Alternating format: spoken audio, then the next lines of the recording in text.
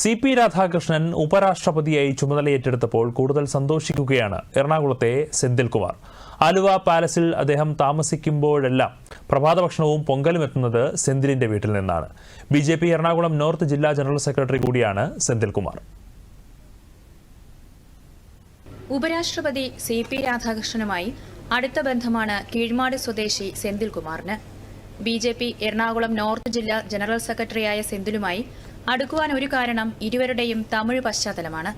കോയമ്പത്തൂരിൽ നിന്ന് ജോലി തേടി ആലുവയിലെത്തിയ കുടുംബമാണ് സെന്തിലിന്റേത്. ബന്ധുക്കളെല്ലാം ഇപ്പോഴും കോയമ്പത്തൂരിൽ തന്നെ.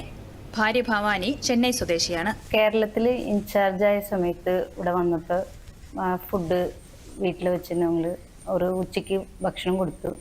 അത് പുള്ളിക്ക് ഇഷ്ടപ്പെട്ടെന്ന് തോന്നണേ. പിന്നെ ഇവിടെ വരുമ്പോൾ ആലുവയിൽ വരുമ്പോൾ ഞങ്ങൾ ഫുഡ് ചോദിക്കാറുണ്ട്. പിള്ളേരോട് വലിയ ഇഷ്ടം. പിള്ളേർക്ക് എപ്പോഴും വരുമ്പോഴും സ്വീറ്റ്സ് ആയിട്ട് എന്തെങ്കിലും കൊടുത്ത് ഗിഫ്റ്റൊക്കെ കൊടുക്കാറുണ്ട്. സെന്തിലിന്റെ വീട്ടിൽ പലവട്ടം വന്നിട്ടുള്ള ഉപരാഷ്ട്രപതി ആലുവ പാലസിൽ താമസിക്കാൻ എത്തുമ്പോഴെല്ലാം പ്രഭാത ഭക്ഷണവും പൊങ്കലും എത്തിക്കുന്നത് സെന്തിൽകുമാറിന്റെ വീട്ടിൽ നിന്നാണ്. BJP കേരള ഘടകത്തിന്റെ ചുമതലയുള്ള പ്രഭാരിയായി പ്രവർത്തിച്ചപ്പോഴും ഗവർണറായപ്പോഴും അതിന് മാറ്റമുണ്ടായില്ല. എനിക്ക് അദ്ദേഹമായിട്ട് ഒരുപാട് വർഷങ്ങളുടെ ബന്ധമുണ്ട്. പലപ്പോഴും ചില മീറ്റിങ്ങുകളിൽ അദ്ദേഹം പറയുന്ന മലയാളത്തിൽ പറയുന്ന സമയത്ത് തമിഴ് പറയുന്ന സമയത്ത് പലപ്പോഴും തർജ്ജമ ചെയ്ത് കൊടുക്കേണ്ട സാഹചര്യങ്ങളുണ്ടായിട്ട് അപ്പോൾ നമ്മൾ തർജ്ജമ ചെയ്ത് കൊടുക്കും. അങ്ങനെ വലിയ അടുപ്പമായി. പറ്റുമെങ്കിൽ അദ്ദേഹത്തിന് ഡൽഹിയിൽ പോയി കാണണം എന്ന് നമ്മൾ ആഗ്രഹിക്കുന്നുണ്ട്. ഉപരാഷ്ട്രപതി ഭവനിൽ പോയി അദ്ദേഹത്തെ കാണുകയാണ് ഇനി സെന്തിൽകുമാറിന്റെ കുടുംബത്തിന്റെ ലക്ഷ്യം.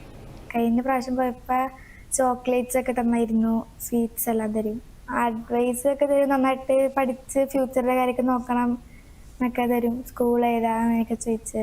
ഇപ്പം റീസെൻ്റ് ആയിട്ട് ലാസ്റ്റ് ടൈം കണ്ടപ്പോൾ ഇങ്ങനെ സ്റ്റഡീസിൻ്റെ കാര്യമൊക്കെ അന്വേഷിച്ചായിരുന്നു. എത്രയിലാണ് പഠിക്കണം, എങ്ങനെ പഠിത്തമൊക്കെ എങ്ങനെ പോകണ്ടെന്ന് ചോദിച്ചായിരുന്നു. പിന്നെ ഫ്യൂച്ചറിലേക്ക് എന്താ പ്ലാൻസ് എന്നൊക്കെ ചോദിച്ചു. DD news Ernakulam.